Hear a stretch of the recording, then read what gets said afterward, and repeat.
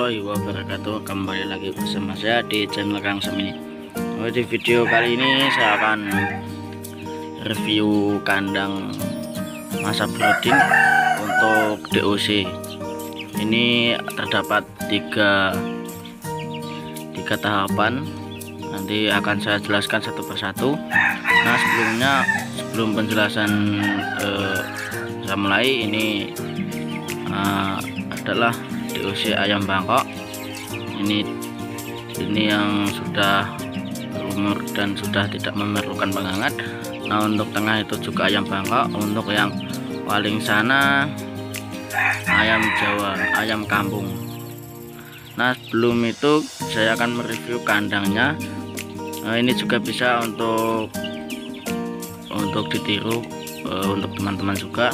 Ini kandang saya berukuran sekitaran 2,5 meter. Untuk lebar ini 60-an cm, untuk tinggi sekitaran 70 sampai 80-an cm. Nah, untuk size kandang, untuk ukuran kandang itu terserah teman-teman yang diinginkan.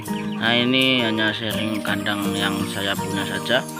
Ini saya menggunakan kawat ring yang ukuran setengah senti. Nah, ini yang paling sempit. Ini tujuannya agar DOC ini tidak kakinya tidak masuk ke kawat ring ini, karena ini kawat ring yang cukup sempit. Jadi kaki-kaki dari DOC ini tidak masuk ke dalam ring-ring ini, karena itu cukup berpengaruh dan bisa menimbulkan luka-luka ringan bagi kaki DOC tersebut. Nah, untuk kelebihan dari kandang ini yang menggunakan kawat ring yang setengah senti ini, kelebihannya di samping tidak membuat kaki-kaki si DOC ini tersangkut, ini juga si DOC ini akan nyaman dengan adanya kawat ring ini, karena si kotorannya langsung jatuh ke bawah. Nah, ini terlihat tidak ada kotoran-kotoran yang menempel. Kalaupun ada, ini hanya 1-2 saja, jadi maklumi. Nah, ini kotorannya langsung jatuh ke tanah. Ini untuk pembersihannya terserah teman-teman. Alangkah baiknya ya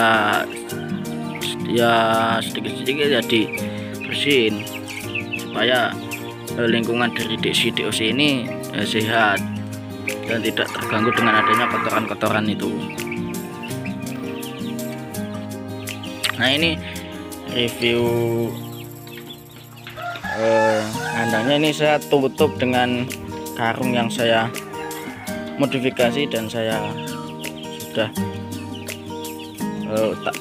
terbuat untuk penutup atasnya. Nah, ini saya buka. Jadi ini kandang untuk masa brooding untuk DOC. Sebelumnya masa brooding itu adalah masa penyesuaian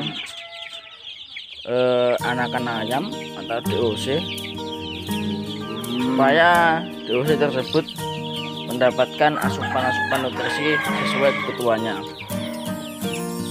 Dan masa brooding ini biasanya dari umur 1 sampai 14 hari. Ini masa brooding, atau bisa dikatakan masa melewati masa DOC ini tidak memerlukan penghangat lagi. Nah, seperti DOC yang di sebelah kiri ini sudah berumur 1 bulan. Ini sudah tidak memerlukan penghangat. Untuk DOC yang di paling kanan ini umurnya masih 1 mingguan. Untuk ini 1 mingguan lebih, ukurannya 10 harian. Ini bentar lagi juga akan saya pindahkan ke sini, dan begitupun ini ke sini bertahap.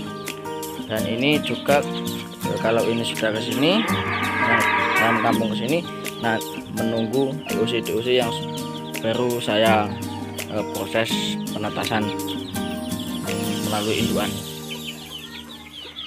Nah, untuk masa brooding ini saya menggunakan cara los pakan, karena ini salah satu cara untuk pembentukan tulangan dan memberikan nutrisi yang cukup bagi DOC, karena ini berpengaruh untuk kedepannya, untuk masa pembesarannya ini sangat berpengaruh, karena ini pakan yang mencukupi kebutuhan DOC itu akan mempengaruhi pada saat DOC tersebut sudah mulai pembesaran. Itu akan membuat tulangan-tulangannya menjadi besar dan kuat. Nah, nanti si DOC ini akan pertumbuhannya akan semakin cepat, karena dari masa broodingnya ini sudah terbentuk tulangan-tulangan yang besar dan kuat. Nah, untuk apa saja sih yang dibutuhkan untuk masa-masa brooding ini? Yang pertama yaitu kandang. Nah, untuk kandang tadi sudah saya jelaskan, ini ukurannya sudah saya jelaskan. Kenapa saya menggunakan kawat ring kok tidak tertutup? Kan itu mempengaruhi. Nah, saya merekomendasikan kandang ini untuk di dalam ruangan. Contohnya ini di dalam kandang bebek. Nah, ini saya buat begini, tapi untuk masa DOC yang masih membutuhkan penghangat, ini masih saya tutup rapat.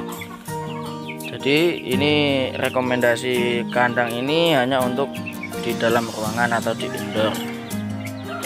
Kalaupun di luar ruangan, lebih alangkah baiknya masih menggunakan penutup agar suhu di dalam ruangan ini atau di kandang ini tetap stabil kehangatannya.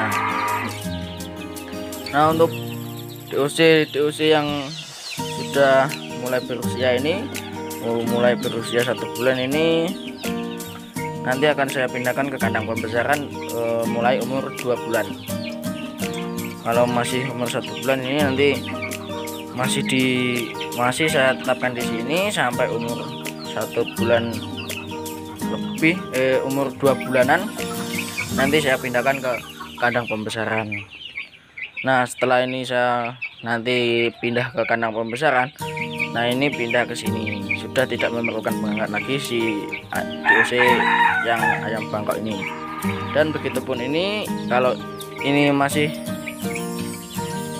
sudah saya pindahkan, ini juga masih kalau umurnya masih umur semingguan, ini masih membutuhkan penghangat, jadi saya pindah ke sini.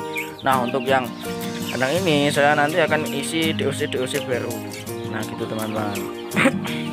Untuk pakannya ini pakan campuran yang sudah saya racik dan sudah saya pertimbangkan untuk nutrisi yang dibutuhkan DOC. Nah, untuk minumannya saya menggunakan vitamin Vitasik juga boleh, yang lain-lain untuk selera teman-teman boleh. Nah, untuk penghangatnya saya cukup satu aja, sudah cukup, karena ini di indoor atau di dalam ruangan, dan juga tak kasih penutup atasnya ya, mencegah hal-hal yang tidak diinginkan seperti kucing atau pemangsa-pemangsa lainnya. Ini saya tak kasih untuk, walaupun ini resiko untuk dimakan pemangsa-pemangsa ini sangat kecil karena ini di dalam ruangan, tapi saya hanya melakukan pencegahan supaya DOC ini benar-benar aman. Nah, ini tak tutup rapat.